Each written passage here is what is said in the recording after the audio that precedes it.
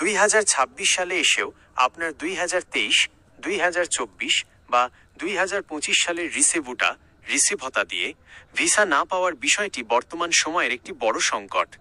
এই বিলম্বের পেছনে মূল কারণগুলো এবং আপনার জন্য কার্যকরী সমাধানগুলো নিচে দেওয়া হলো। কেন ভিসা পাচ্ছেন না? প্রধান কারণসমূহ: কঠোর ভেরিফিকেশন, ব্যাকগ্রাউন্ড চেক। 2024 সালের শেষ ভাগ থেকে ইতালি সরকার নিয়োগকর্তার স্পন্সর, আর্থিক সচ্ছলতা ও কর প্রদানের রেকর্ড কড়াকড়িভাবে যাচাই করছে। অনেক রিসিপ্টটা ভুয়া বা দুর্বল কোম্পানির হওয়ায় সেগুলো আটকে আছে। 2. কোটা ও সিরিয়াল ক্লিক ডে।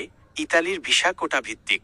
যদি আপনার আবেদনটি নির্দিষ্ট বছরের কোটার অনেক পরে জমা পড়ে থাকে, তবে রিসিপ্টটা থাকলেও নুল্লা ওস্তা আসতে অনেক দেরি হয়। 3. আবেদনের জট। বাংলাদেশ থেকে ইতালির ভিসার জন্য হাজার হাজার আবেদন জমা পড়ে আছে। ঢাকা দূতাবাস ও ইতালির সংশ্লিষ্ট বিভাগগুলো এই বিশাল চাপ সামলাতে হিমশিম খাচ্ছে। 4. Digital transition. 2026 সালে ইতালি সরকার তাদের ইমিগ্রেশন সিস্টেম পুরোপুরি ডিজিটাল করার প্রক্রিয়া চালাচ্ছে, যার ফলে পুরনো অনেক ফাইল পুনরায় যাচাই করা হচ্ছে। কার্যকরী সমাধান এখন আপনার করণীয়। যদি আপনি দীর্ঘ সময় ধরে অপেক্ষায় থাকেন, তবে নিচের পদক্ষেপগুলো নিন। মালিকের মাধ্যমে স্ট্যাটাস চেক। আপনার রিসিপ্টা নম্বর দিয়ে ইতালির স্পটেলো ইউনিকো পার লে এমিগ্রেশন পোর্টালে আপনার ফাইলটি কী অবস্থায় আছে তা চেক করতে বলুন। যদি স্ট্যাটাস ইন ইস্ট্রাটরিয়া দেখায়, তবে বুঝবেন এটি এখনও প্রক্রিয়াধীন। মালিক যদি সক্রিয় না হয়, তবে ফাইলটি এগোবে না। 2. নুল্লা ওস্তা আসল কি না যাচাই।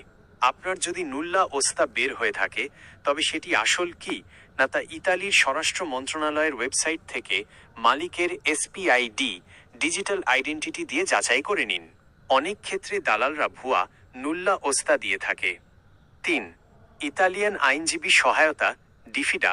যদি আপনার মালিকের সব কাগজপত্র ঠিক থাকে এবং কোম্পানি জেনুইন হয়, তবে ইতালিতে একজন ইমিগ্রেশন লয়ারের মাধ্যমে ডিফিডা আইনি নোটিশ পাঠাতে পারেন। এটি প্রিফেক্তুরাকে আপনার ফাইলটি দ্রুত নিষ্পত্তি করতে আইনি চাপ দেয়। 4. ভিএফএস এবং কনসুলেটে যোগাযোগ। আপনার পাসপোর্ট যদি দূতাবাসে জমা থাকে, তবে ভিএফএস গ্লোবাল ঢাকাতে ইমেইল করে বা সশরীরে গিয়ে আপনার পাসপোর্টের বর্তমান অবস্থা জানতে চান। 6 মাসের বেশি পাসপোর্ট আটকে থাকলে আপনার অধিকার আছে আপডেট জানার।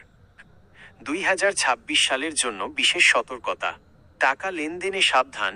এই মুহূর্তে ভিসা নিশ্চিত করে দেব বলে কোনো দালাল যদি নতুন করে টাকা চায়, তবে তা দেবেন না, কারণ সম্পূর্ণ বিষয়টি এখন ইতালির সরকারি সিস্টেমের ওপর নির্ভরশীল। পাসপোর্ট ফেরত আনা। যদি আপনার নিশ্চিত ধারণা থাকে যে রিসিপ্টটি ভুয়া ছিল, তবে শুধু পাসপোর্ট দূতাবাসে ফেলে না রেখে সেটি ফেরত নেওয়ার আবেদন করাই বুদ্ধিমানের কাজ হবে। আপনার কাছে কি বর্তমানে রিসিপ্টটা বা নুল্লা ওস্তার কপি আছে? থাকলে আপনি নিজে বা মালিকের মাধ্যমে শেষ কবে অনলাইন স্ট্যাটাস চেক করেছেন?